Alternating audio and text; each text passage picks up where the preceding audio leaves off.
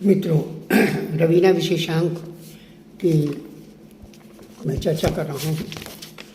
इसमें श्री पंकज मिश्र अटल जी ने गद्य और पद्य पर समानांतर अधिकार की बात की है।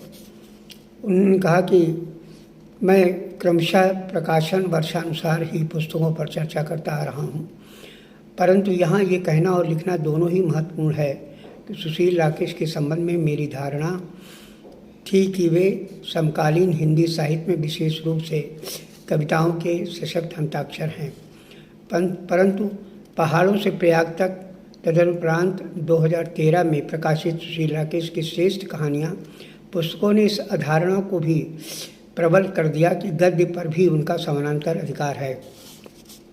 संकलन की 10 कहानियाँ हम सभी के मध्य से उठाई गई हैं। ये कहानियाँ हैं जिन्होंने कथा विधा को अकहानी के दौर से असामयिक मृत्यु से बचाने में अपना विशेष योगदान दर्ज करती हैं।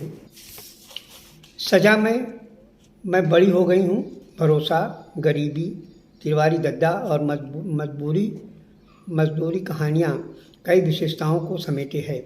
आंचलिकता को जीवित रखने में इनका विशेष योगदान है। दूसरी ओर समाज का जो समस्याओं से आक्रांत चेहरा है उसको भी बखूबी इन कहानियों में चित्रित किया गया है। यदि कुल मिलाकर कहा जाए कि अतिरिक्त न होगी कि सुशील राकेश जब गद्य लिखते हैं तो वो कहीं पर से यह नहीं लगता कि एक कवि गद्य पर जोर आजमाइश कर रहा है, अपितु एक सफल और सशक्त गद्यकार के रूप में वह इन कहानियों में हमारे सामने मौजूद हैं। कहानियों में उनका प्रोग्रेसिव चिंतन झलकता है, वो प्रेमचंद की याद दिलाती है। लेखक राघवेंद्र ठाकुर ने उनकी इन कहानियों के संदर्भ में लिखा है कि प्रस्तुत पुस्तक की कहानियों में न तो कोई धरती आकाश को उलट पलट कर देने का क्रांतिकारी देन है और न ही लेखकी ज्ञान का हृदय पाखंड। रोजमर्रा के दैनिक अनुभवों से निकली ये कहानियाँ और उनके पात्र पाठक से सीधा तादाद में बना सकते में सामर्थ्य हैं। निश्चय ही ये कमेंट सटीक ही नहीं, सुशील राकेश के कथा साहित्य में सार्थक दौर है, जिस दौर में सुशील राकेश की एक के उपरांत एक गद्य की पुस्तकें निरंतर समीक्षकों पाठकों के सामने आ रही थीं, चाहे वो कहानियाँ हों या फिर संस्मरण या साक्षात्कार विधाओं की सम्मिलित पुस्तक। पहाड़ों से प्रयाग तक उन्हें पढ़कर ऐसा लगने लगा था कि निश्चय ही वो गद्यकार ही हैं। उसी दौर में सुशील राकेश की शेष कविताएं नाम से संपादित संकलन डॉक्टर कृष्णकांत दुबे के श्रेष्ठ संपादन को प्रमाणित करता हुआ प्रकाशित हुआ, जिसने सुशील राकेश को बहुआयामी और बहुमुखी प्रतिभा का धनी साहित्यकार भी प्रमाणित किया।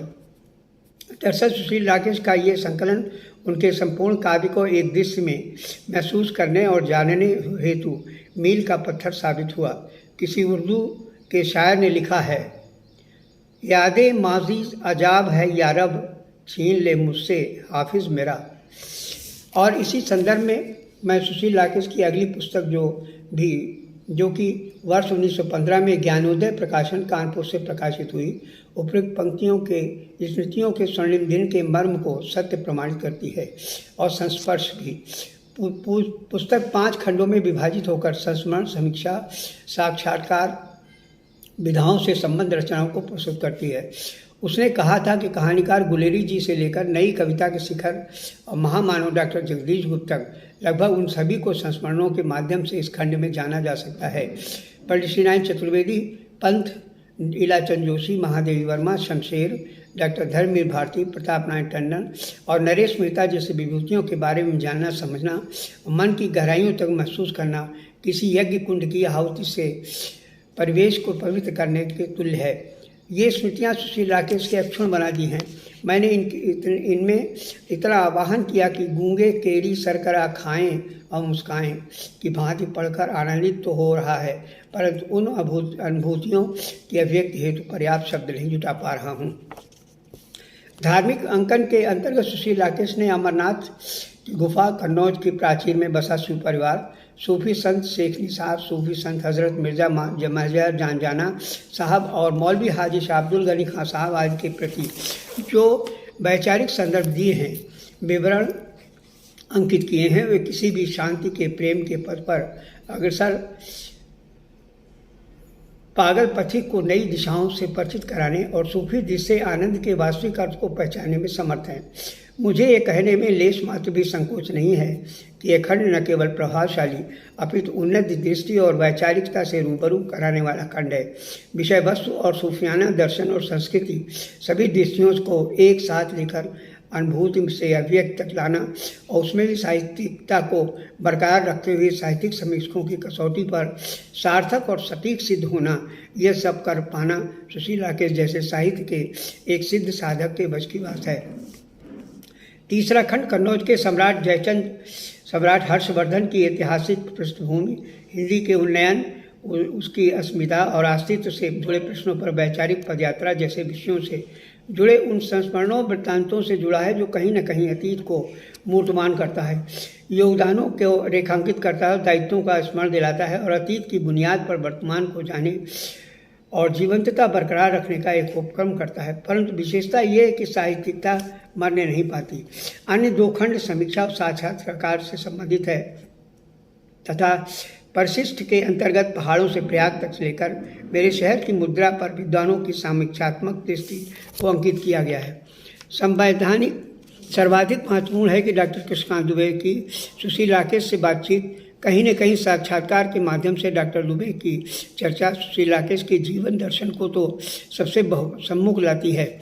साथ ही साथ सुशील राकेश के अंदर छुपा हुआ साहित्यकार जो मौन साधना रत था, जन के संघर्षों के साथ निभाने के लिए साकार हो उठता है, मुखर उठता है, चैतन्य होता है।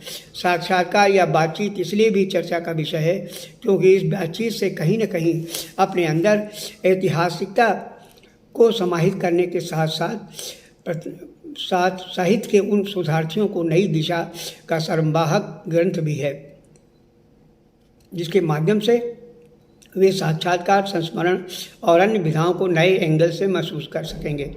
1979 में प्रकाशित बच्चे समुद्र हैं से 2015 तक आते आते स्मृतियों के स्वर्णिम दिग तक अनवरत यात्रा सुशील राकेश की साहित्यिक क्षेत्र में वह स्थान सुनिश्चित कर देती है कि समीक्षकों को भी लिखने से पूर्व तय कर लेना होगा कि वह कटघरे में न खड़े किए जाएं।